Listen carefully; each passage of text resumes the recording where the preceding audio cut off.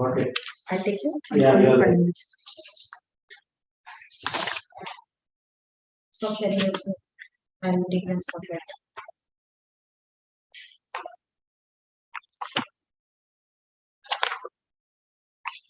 You please.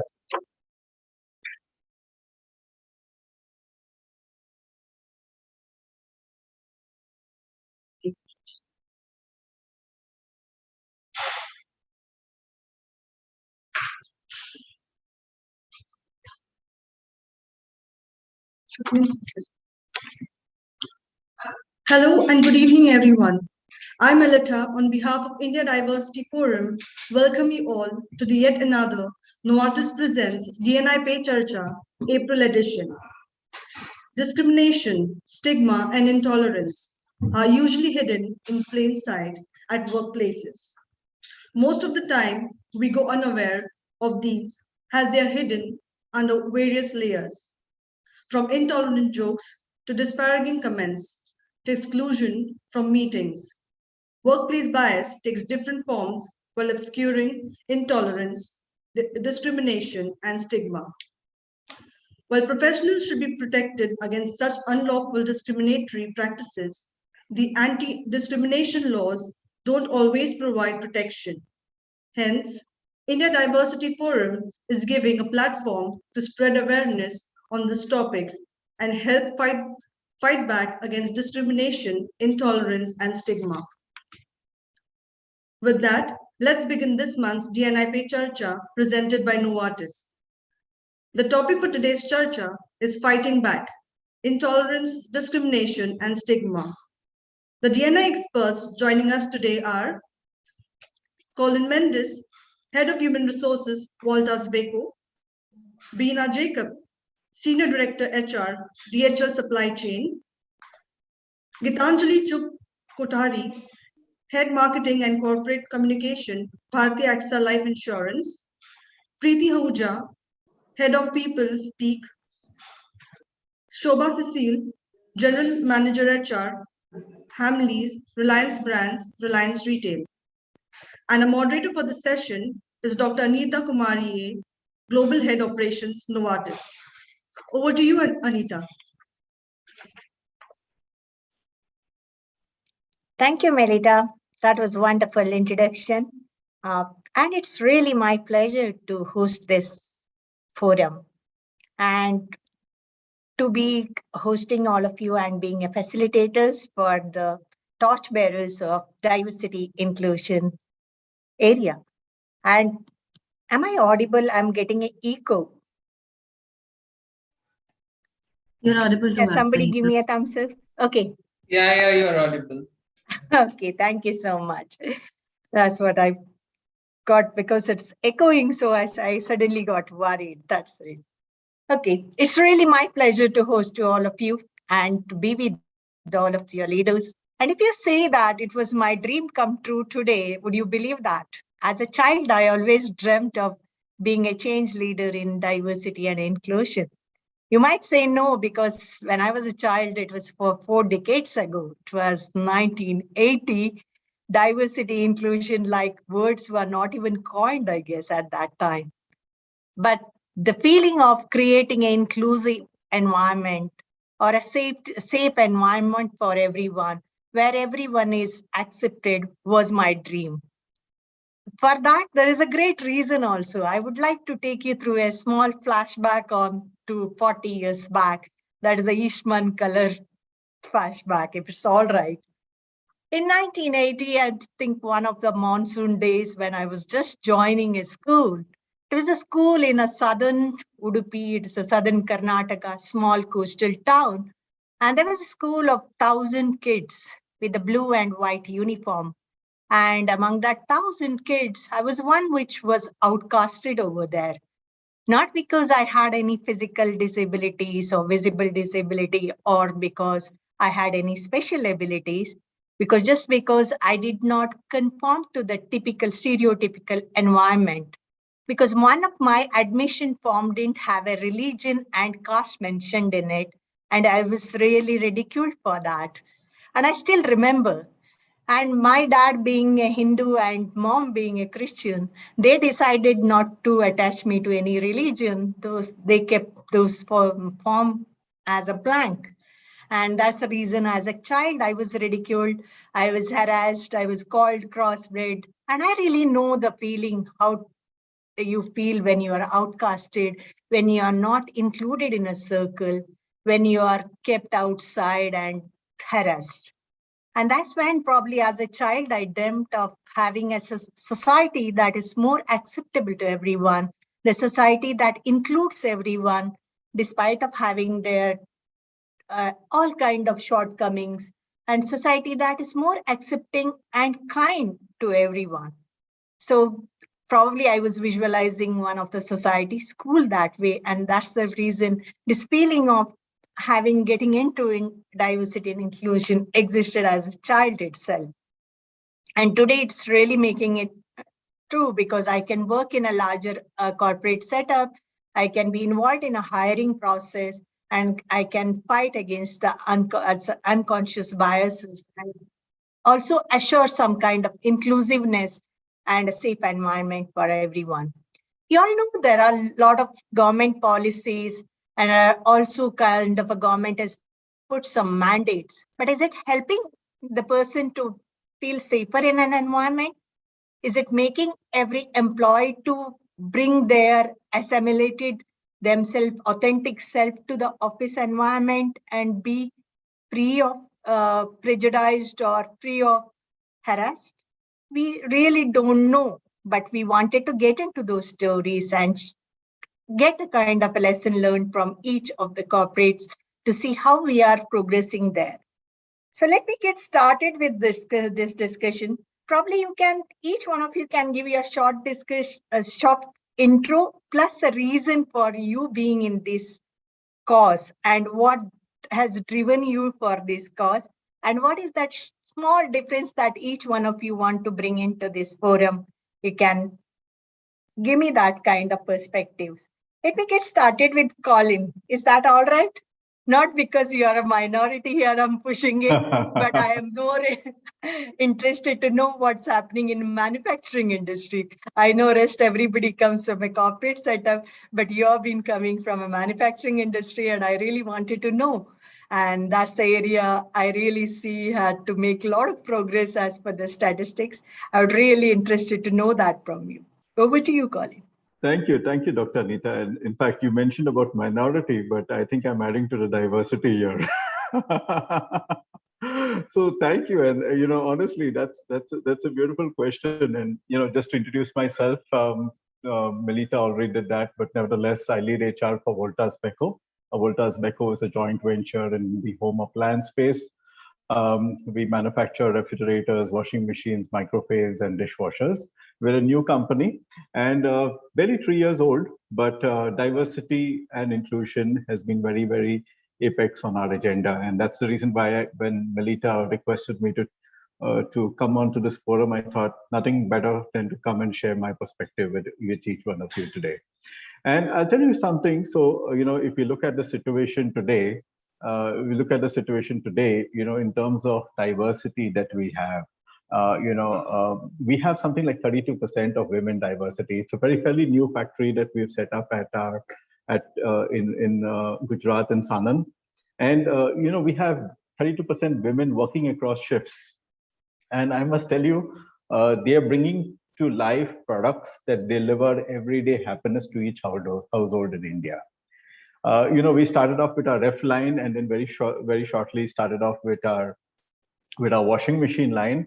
And I can tell you, in our washing machine line, we have almost 100% manufactured washing machine by women, almost 100%. And I'm going to take that to 100% very soon. So that's just to give you a perspective of, where our plan is to go forward. So we will soon churn out 100% manufactured washing machines by ladies. Yeah, that's our goal, and that will happen very soon. Probably the next time, Anita, you and me get talking, it'll probably be a statement that I will make on that front. Coming to, specifically that you asked, what's the difference that I can make? One, of course, what I just mentioned, but I think from a long-term perspective, and I think most companies are grappling with it.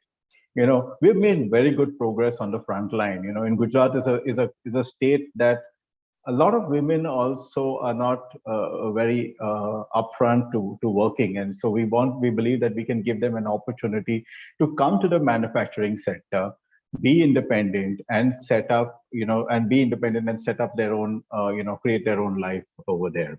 So fairly good progress from a front line, but I think if you ask me, we need to further strengthen this, and we need to strengthen both diversity and inclusion at the managerial and leadership level. And I think that is, the biggest thing that, most companies are struggling with. The junior level, most of companies are able to do it very well. But how do you actually continue? How do you maintain? How do you sustain this? Is something that we will continue to, that I will continue to work ceaselessly and tirelessly to ensure that we are able to build that pipeline of women in our workforce, and not only women, I'm saying also inclusion aspect, because that is a very large segment also that needs to be tapped, so that we are able to attract all people from different areas of society. And I was listening intently to what you mentioned on Eastman color, yeah, and I was just thinking, this is something that while you had seen it and it resonates to me also, because all of us watched Eastman color at some point in time, probably not to generations of today. But I think the important thing is that it's not only about, it still exists, and that's why you and me are talking, and that's why we are all talking about it. And how do we actually break this bias and have more and more people believing that you can be independent and you can do much more than what you can do? I think that's a belief that we must instill with people. And I think we have strong beliefs. We have made investments. We have the approach that really distinguishes companies like ours, or companies that D&I investments are really those will distinguish between advanced companies and maybe the average one. So I think we believe that there is a diverse workforce that will help us retain the best talent. Today, particularly in a manufacturing setup, and you wanted me to elaborate on that point, the important thing is it's completely process driven. And I think handling a very detailed process in engineering, I think women can do it much significantly way better. In fact, even people who are challenged can do it way better because their other senses are far more stronger. Yeah. So this really, it will help. It opens the doors to me for attracting the best talent, and enable us to deliver far better products and services to our end customer. Yeah. And so therefore, I would like to conclude saying that we've just commenced our journey. It's new, it's the beginning days, but I think we want to ensure that we break the bias of women working in manufacturing and continue to build a robust pipeline of skilled women in our workforce. We will continue to build that. And definitely, I see that in the next few years, we take this number from 32% to about 50%. Women can do a far more significant job in manufacturing than anyone else. Yeah. And beyond that, it's also important beyond women to have a far more diverse set of framework of people that can contribute to building a far more different culture for the organization, something that I'm doing right now. Excellent, Colin. That's really touching it. And it is a great progress from a manufacturing aspect. You have done that. And I should really commend all the effort that you and your leadership has put in. So coming back to, we were saying about the diverse hiring, which also includes our LGBTs, or maybe especially enabled people. So this question goes to Beena. Beena, we know that there are policies and there are government regulated mandates and there's quota. Everything is existing today. But is it helping us to fight back the discrimination? Or maybe if I have to put it more positively, is it helping us to create an inclusive work culture everywhere? Is the government policies and the quota system or all those processes, is it helping us? I would really want to hear that from you, Beena. Dr. Rita, firstly, Thank you, and to Melita for actually inviting me over to this forum. This is, like you said, it's a dream come true. For me, it's about a voice being heard.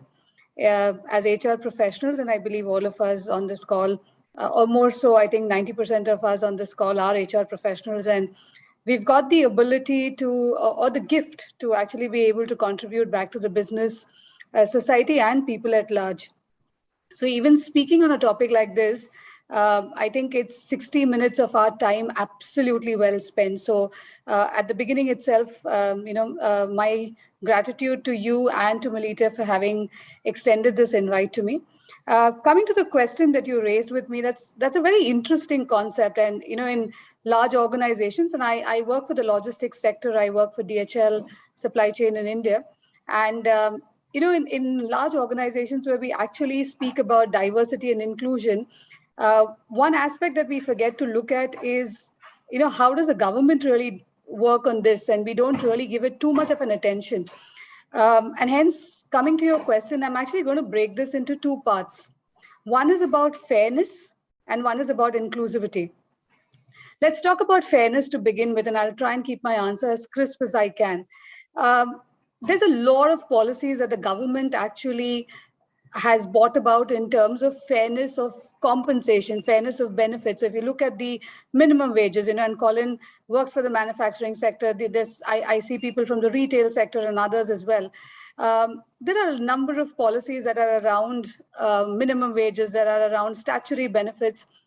And while we take these for granted, what we also need to understand is that these policies bring with it a ray of sunshine where it actually allows organizations not to discriminate amongst people working for their organizations. The second, so we've got to look at it as a glass half full, where the government is doing their part of actually ensuring that there is no discrimination when it comes to the lower strata of society. Then comes the second part of where we as individuals have to contribute from an organizational standpoint of being able to deliver that in full fairness to the employees that work for us. And I come from that school of thought of whether it is gender, whether it is people with disabilities, whether it is about people of various ages, caste, creed, religion. As an organization, we've got to be able to embrace that. We've got to be able to recognize people on the basis of performance and meritocracy and treat them with equality and not so much in terms of, treating them as somebody with people with disabilities and putting them onto a special platform, garlanding them and making them feel like, we're doing something wrong, which in my view is actually discriminating.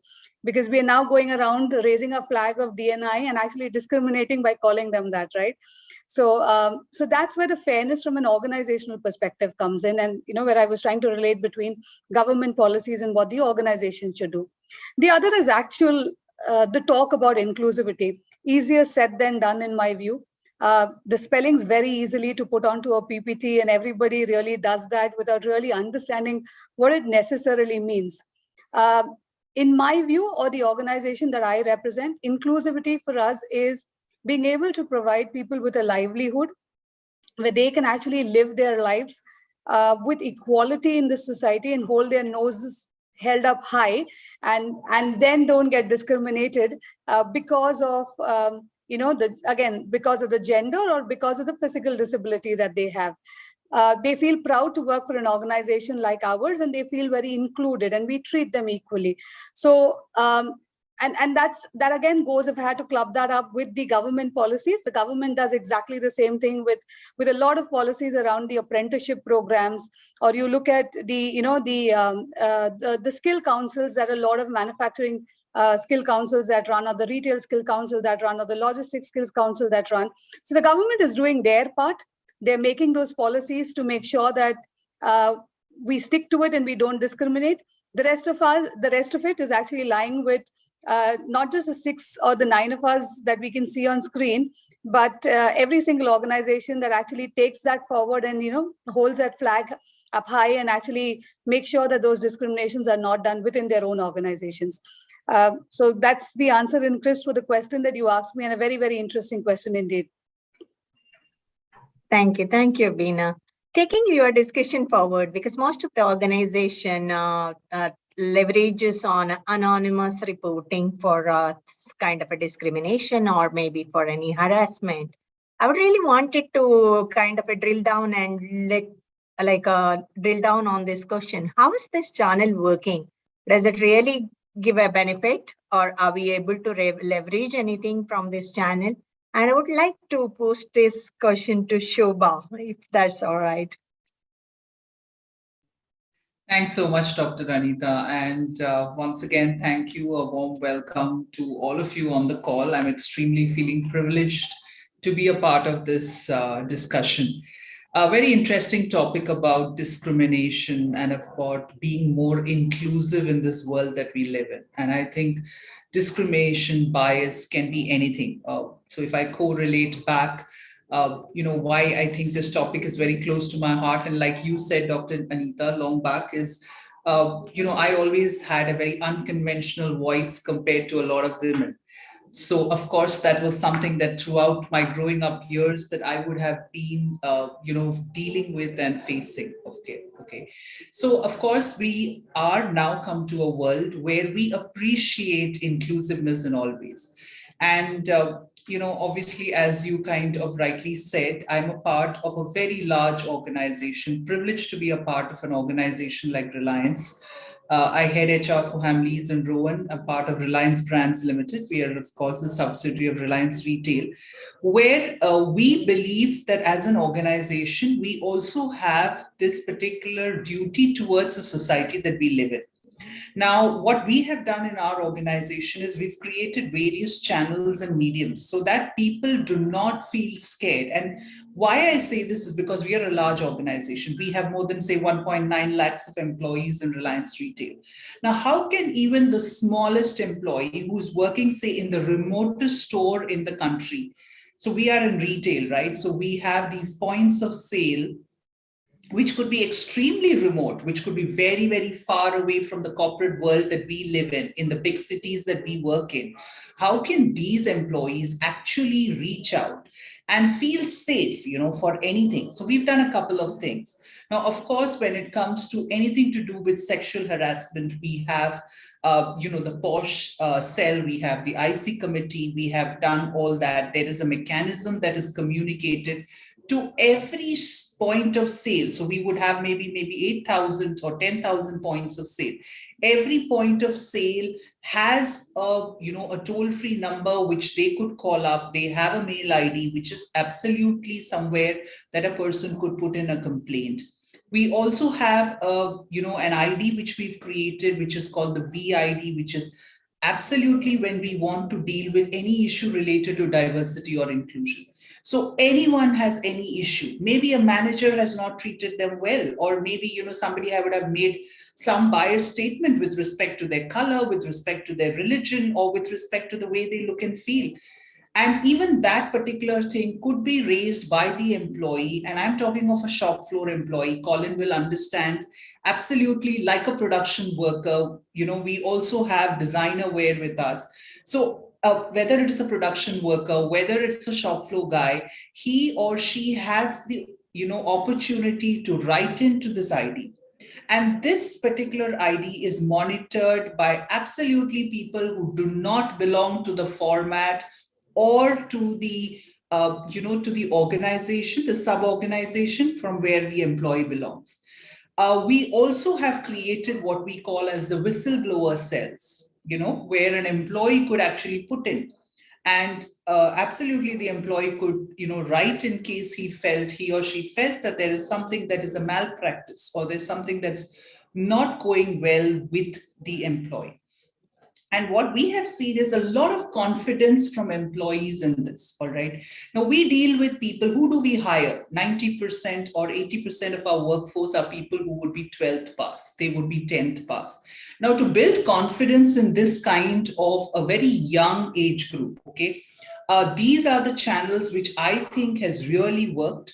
And that is how we find a lot of people, even in the remotest part of the country today, feeling safe and absolutely being able to voice their problems.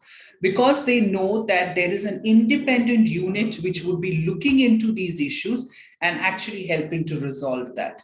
So that's how I feel we have worked as an organization, and I've seen a lot of benefits personally from this.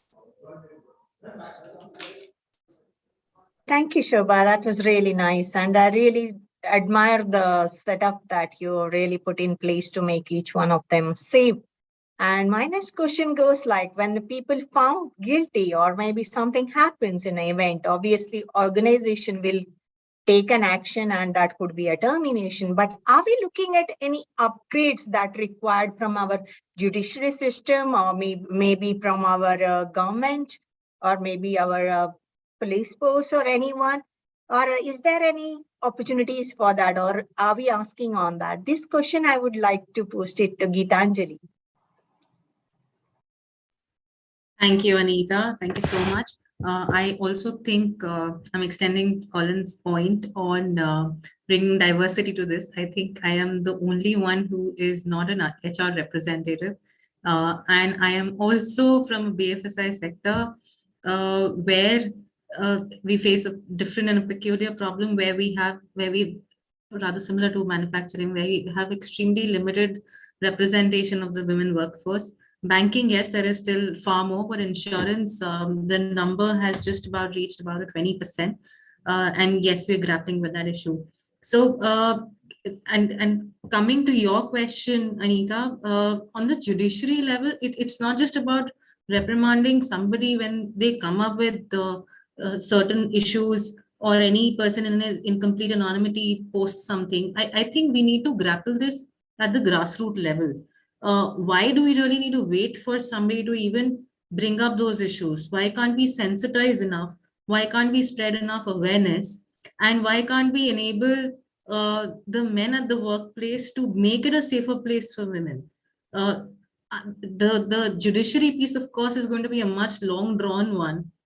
We all have seen the Me Too piece coming forward, and I personally believe that was extremely bold, and my heart goes out to each one of them who actually gathered courage and strength to come forward. It was a complete movement that we all came across with, and that is the kind of initiative that we need from organizations, from women folk and men separately. I mean, they need to be taught how to treat women folk at workplace. Judiciary is the last mile. I'm not an expert to make a comment on what other things they can or should do. I think the laws are in place already, but we cannot really control where that goes. What power people have, that's a different animal altogether, right? What we have in our control, what we must rather look after, and this is my submission, not just to HR professionals, but as leaders of our organizations, we need to cultivate that culture within our workplace. I mean, in manufacturing and insurance, where we have 80% men, how are we managing to make it comfortable for that 20% women that are there currently? How are we making it comfortable for the prospect that we wish to hire to take this number from a 22 or 32 or 42 or 60% eventually? So only when we provide a safer workplace that's going to really help spread the word on the subject and get more women into the fold. And that, I think, will be the true testimony of all our efforts into diversity and inclusion that we are trying to do. The focus has to be more inclusion and less diversity. Thank you, Geeta. That was really good. And since you touched upon HR processes and hiring process, let me put this question to Preeti. Preeti, how do we think we are dealing with the unconscious biases? Because you know that happens without it. That's why it's called unconscious. In a hiring panel, obviously, if 4 or 5 members are there, you'd continuously see them hiring a kind of a stereotypical people. How do you think the organization should deal with unconscious biases? Or maybe if it is happening in your organization with some example, you can quote on them. Maybe many can learn from that. Thank you, Anita. And first of all, thank you to IDF entire team for this wonderful opportunity, and really feeling great with the group of speakers we have. And it's like very interesting conversation what we are doing. So I represent Peak as a head of people, and we are a decision intelligence company. and we use AI to drive commercial growth. So yes, again, a diverse industry we all are representing here. Now, talking about, I'll reach out to unconscious bias later. First, let me just talk about more about how we decide diversity and inclusion, and then it is linked to the unconscious bias. So first is like, we talk a lot about diversity. Diversity is like in age, race, gender, ethnicity, and all. But it is, as Gitanjali mentioned, it's more about inclusivity, how we drive the inclusive environment in the organization. So one is like every individual who comes to workplace feel authentic self. He can bring the authentic self in the organization and also feel comfortable, valued, and respected when he is working in the workplace. That is the inclusive environment and a safe workplace when we talk about, where they are very much open and transparent to talk about their mental well-being support as well. So it shouldn't be like a separate section where person can go and talk about mental well-being. The kind of environment we should provide them where openly they can talk. So I'm just quoting with my organization, Peak. It's a very open and transparent culture we drive it here, where even at our company stand up, like where everyone from the organization joins, and we are open to talk about mental well-being. People are open to share their experiences, what they are going through. So that is a kind of culture help everyone to bring their authentic self and they feel comfortable with the environment. Now coming to the unconscious bias. So it's like a lot of corporates, and we have seen we are doing a lot of trainings and we educate our managers, whether it's in hiring level or at a promotion level or at all the levels. But it never starts from, at the corporate level. What I feel it comes from an individual, from their upbringing and their own belief system. So we should look at the society also. Like we shouldn't restrict ourselves to develop the managers or the staff of the organization. We should also reach out to the educational institutes like colleges, schools, universities, because awareness has to be start from that level. So once we start conducting awareness sessions from school, colleges, these are the people who will be, coming to corporate. So they get the awareness. What is the self-awareness? What is my conscious bias? Like where I am biased about. So it's not like generally we talk about, okay, taking interview, we should remove the candidate personal details. So people should not look at the name, gender, background, and just look at the competency level and just the experience, what the person is bringing on the table. We are removing one step, but it's more about knowing your own biasness is very important. So every individual has to, sometimes spend time, self-reflect and write down what are my biases. And then only you can remove those. So because here, like in Peak, we do quarterly unconscious bias trainings for everyone, not limited to managers or hiring team, but for everyone. So everyone understand their own biases and how to remove those biases. It's like creating that kind of inclusive environment where we know our, drawbacks as well as we know how to remove it. Because it's not like one day exercise where we can remove the unconscious biases, but it takes a lot of time and effort where individual has to put effort to understand first what is my biases and then we can remove it. That is about the unconscious bias. Thank you, Preeti, because I heard in one of the symphonies, like where they were hiring for instrument players, and when they tied the eyes of the hiring managers, like blindfolded the hiring managers, there was an increase of 75% of hiring women, because when they're blindfolded, they could only listen to the music, not see who is playing it.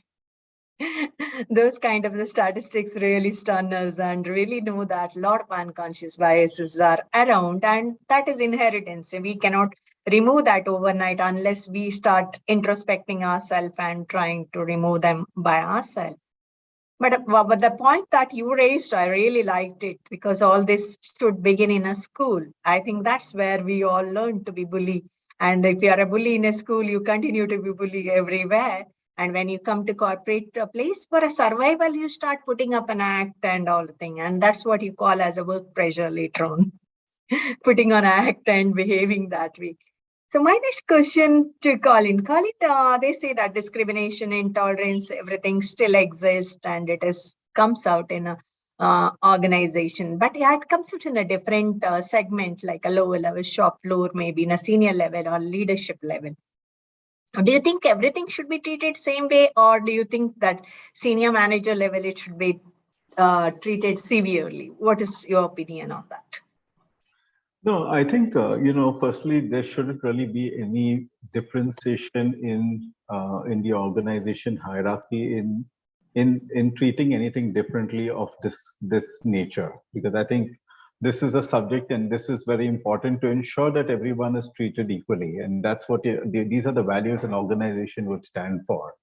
And just to reiterate the point, we strongly advocate D&I for each and every job role in the company, unless of course the situation really demands where there's a compromise on safety and security for the individual, and you don't have a mechanism that really takes care of that. So that, I think, is very important. So to ensure that there is the job role is the same, and whatever demands related to that really vary accordingly. The second thing is about discrimination, and I think there is zero difference discrimination to job role, and I think I think Shobha mentioned about compensation, or Beena mentioned about compensation. I think this is very important, that compensation will not be a differentiating factor. It is the competency of the individual. And I know PT mentioned about either you decide to mask the names and so on and so forth, but really the discrimination on job role compensation would not be there. We too very similarly have a respect for gender policy and an IC committee for POSH, and we're constantly building awareness on POSH for all stakeholders. So basically, there is no bifurcation in hierarchy. This is uniformly done from the shop floor level to the leadership level, so that everyone understands the importance of respect for gender. Yeah, and that's the most important thing that we have.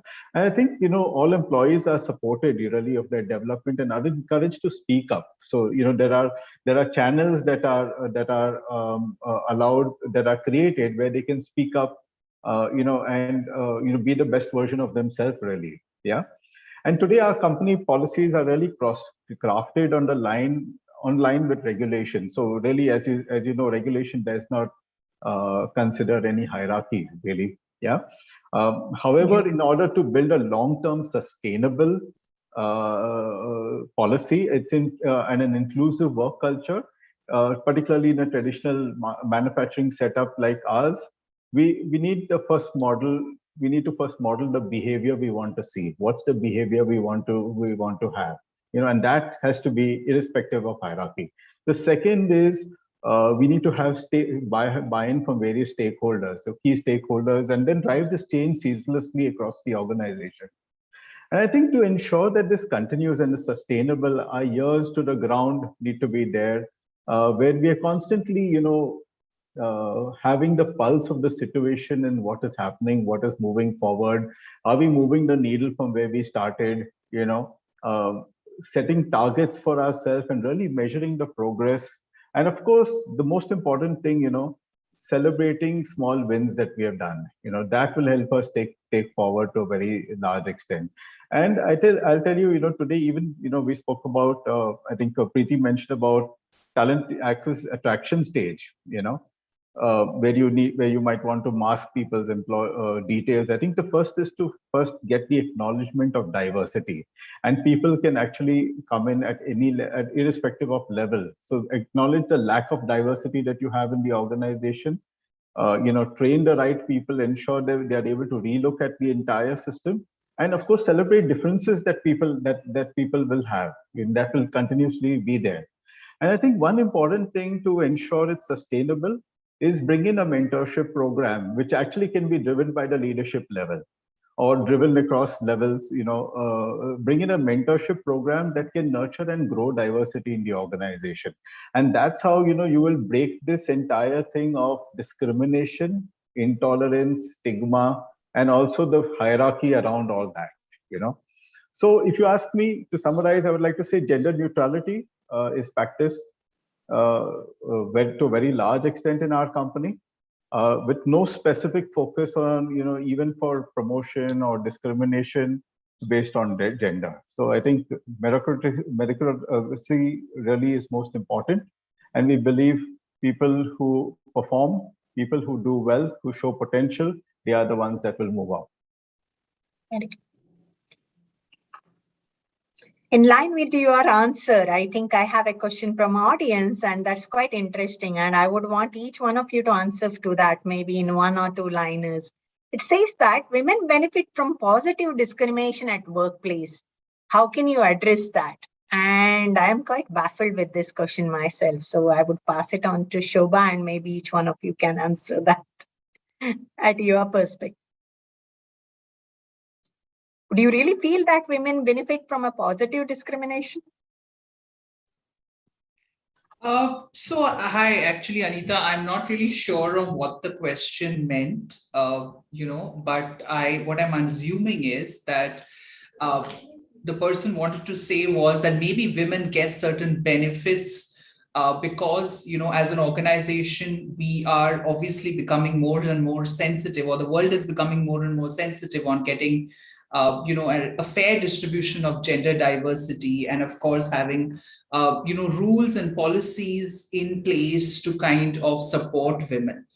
As an organization at Reliance, while of course we absolutely believe in gender diversity, we are also an equitable and inclusive organization. By that I mean that we do not, like, say for example, if there is a complaint against a woman, and if there is a right amount of supportings or evidence, I mean, we investigate that case. That does not mean that because we believe and we are gender sensitive, we do not investigate or look into acquisitions or maybe grievances against even women leaders. So while of course there could be I would not say there's a discrimination, but while of course the organization actually has strong policies and guardrails to protect this this particular gender, we do not allow this to actually not make it inclusive for other men folk or anyone. So I do not know really if that was the question the person wanted to ask, but I'm assuming this is what the person meant. I think your assumptions are right. Probably that person meant that women get rather more attention than the right way. So what's your opinion on this one, Geetanjali? So I'm left a little speechless myself, and I kind of echo the thoughts that Shobha has put out. I wouldn't, first of all, it's not discrimination as it is. It's the biases that even Preeti was talking about, right? So the way there are certain biases where women are kind of filtered out, there are certain areas where we are, as organizations, everybody a little more sensitive in terms of how to behave, how to act, and how to speak to women folk, right? And I'm sure this question has to come from a man, if the casual backslapping and the kind of language that certain men in certain boardrooms use, and they immediately stop when a lady walks in, then yeah, they call it positive discrimination. I think that should be applauded, and that should be in fact cultivated. We do not, there's a certain culture, and that I'm stressing a lot more on culture, that corporates needs to imbibe, so that it's an equal workplace for everybody, and that has to kind of show in the behavior that we emanate at our workplace. And on top of it has to be empathy and sensitivity. It's just that by virtue, it is addressed more towards the women folk, which is why it seems to be positive discrimination per se. But I think culturally, everybody should kind of treat each other nicely. I agree, totally agree on that. I think we are getting a lot of questions from audience, and let's move on with the next question. What claims are the most common, and what are the trickiest claims for the employer? Preeti, if you could put some highlight on this one.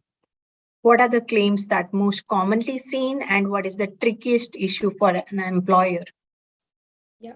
Again, like I again understand the question. It is more about how we treat fairly in the organization and what kind of concerns or like kind of complaints has been raised in the organization. So it's again like start with the policy and processes. It's always a, it's a direction for the organization. It's not we say always it's like you have to 100% follow, but it is like giving a direction how we can so there is something, a guide is given where you know where to reach out when you have any concerns. So as earlier also mentioned that we have whistleblower, we have POSH committee, we have different counseling committees in place. If someone and anyone in the organization face any kind of bullying, harassment, discrimination, they can reach out to the person, or it's like there is an email ID. We even not tell them to reach out to an individual in HR or somebody, but it's like email ID is given where they can raise, so they can maintain the confidentiality of their own name as well. And they can just narrate the case or whatever happened, and then the counseling or then the proceeding starts. So it's again including the diversity. It is equivalent for everyone in the organization, not specific to male or female. It's always gender neutral. Like anyone in the organization feels they can have a lot of platform where they can raise the concern, or they can raise their voice also, because we talk about inclusive environment where everyone has their own voices. We also tell them that we really treat everyone fairly, as well as we want to listen everyone's opinion. So that is like something we have already platform in like peak. Also we have whistleblower, all the policies. We do equal opportunity sessions across the organization, make them aware about that there is no discrimination when it comes to any kind of you can say opportunity within the organization, or there is any kind of role change. So it is equal opportunity for everyone. And if they are not happy, they can reach out and we can resolve their concerns one-to-one as well. Great to hear that, Preeti. There's one more question that is put in that says that how can one identify and call out the cultural conditioning that employee has grown up with? This is more to do with the unconscious bias. If any cultural conditioning that employee is grown up with, how can you call out or identify that? Beena, can you answer that? Dr. Etha, thank you for that question. Now, that's quite tricky in all practical conditions. It's very, very tricky. But I think as organizations, what we've really gone around and developed is to be able to have a platform of where people can be trained about how to identify these. Preeti used the term of unconscious bias. And how do you actually use these unconscious biases, and what are the biases that people, practice in their day-to-day lives? It's not the easiest part of actually walking up to somebody and saying that, culturally you've been trained in a particular fashion and hence you're behaving like that. And that's where the tricky part of it comes in. It's about being or helping a person self-realize that, and actually putting that into the culture that the organization actually creates around for them. So the organization that I represent is, one of the largest logistics companies in the world.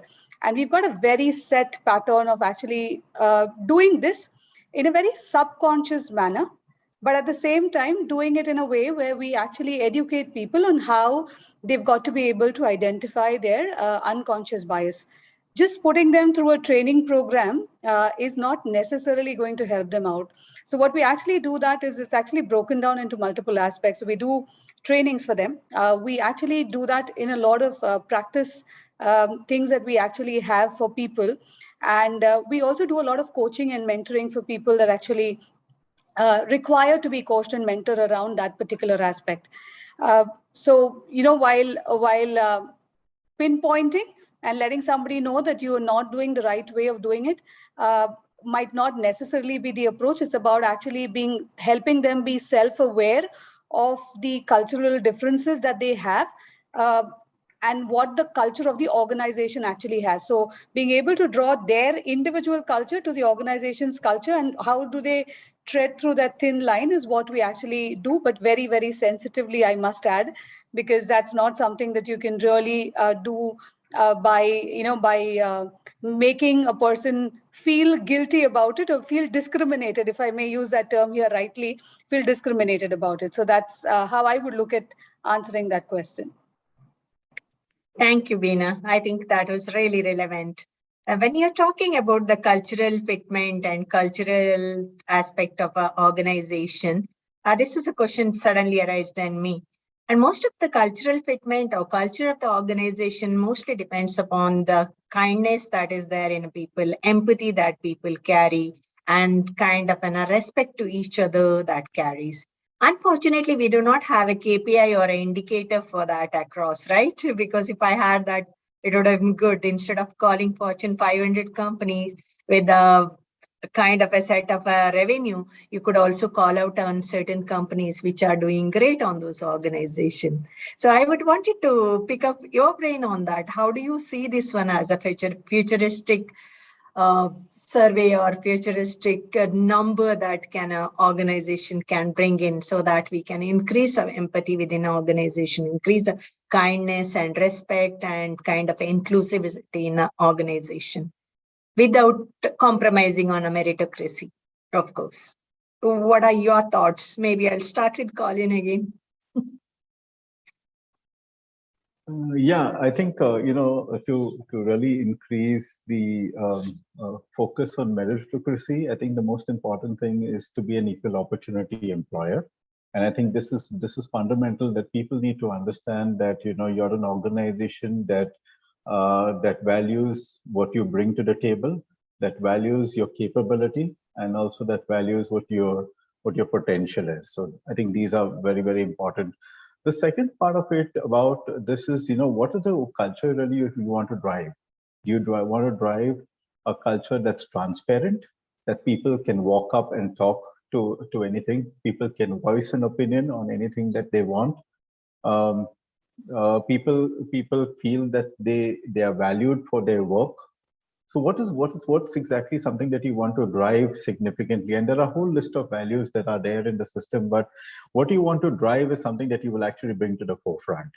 Do you want to really drive a high performance, high delivery culture? So those are other aspects that one needs to look at. But I think the foremost thing for someone to join or to be a part of an organization is to feel valued for what they work for, to feel respected for the work that they do. To feel that they are part of a growth story, a part of change. And I think this is something that will make a significant difference to them. And that is something that will build stronger advocacy and stronger loyalty for a longer period of time.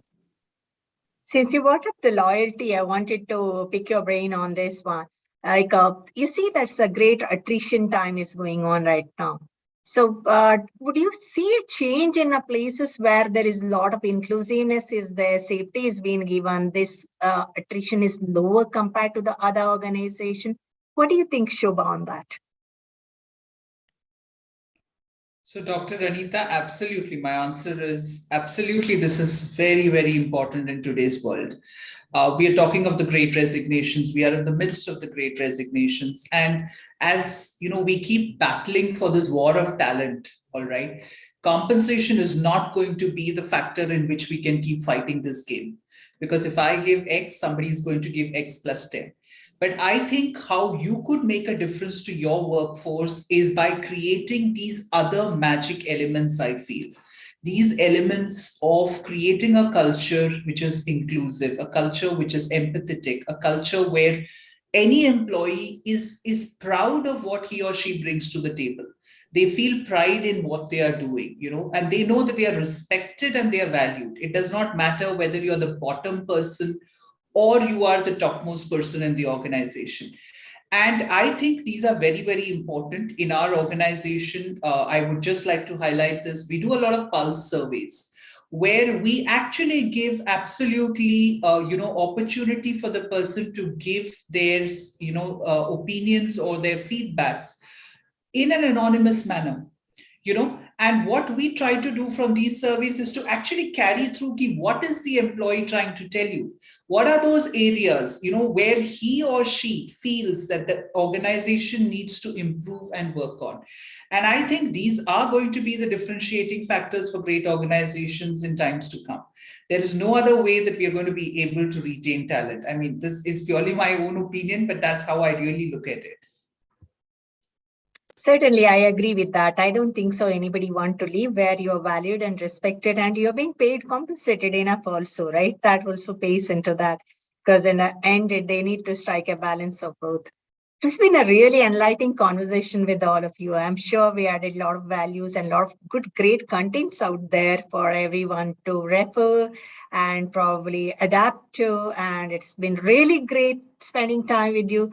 As Preeti said earlier, this is the 60-minute, I think, well worth spent for me at least. I feel really happy and excited about it. And I would want to thank each one of you from Novartis.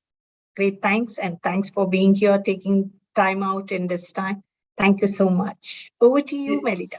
Yeah, just a minute. I'm so sorry for the interruption, but I've seen a question in the chat box where it was written for Shobha, which is why I thought it's important for me to answer that question. It says that what about the confidentiality issue of employee who don't wish to reveal their identity? Absolutely, any person who feels that he or she wants to bring something to the table but would not like to reveal their identity, we as an organization have the whistleblowers ID for that. We have the ethics committee email IDs for that, to ensure that every person absolutely in the most confidential manner can bring forth their problems or their points to the table, and that gets addressed. So I thought I would answer that because I saw that there. I think that got missed out by me. I'm sorry, but thank you, Shobha, for taking it up. Over to you, Melita. Thank you, Anita. So this was really an absolutely insightful session. I'm sure our IDF members, as well as other D&I leaders who joined us today, will have multiple takeaways from this charcha. I'm confident you are heading in the right direction and creating a truly inclusive environment. I would like to thank our speakers for their great insights and thought-provoking discussion.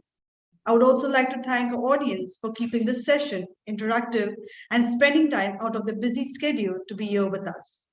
And for the rest of the audience, we will be back with you next month with more D&I experts challenging the status quo on the various aspects of diversity, equity, and inclusion. Until then, thank you and keep safe. Thank you. Thank you, everyone. Thank you.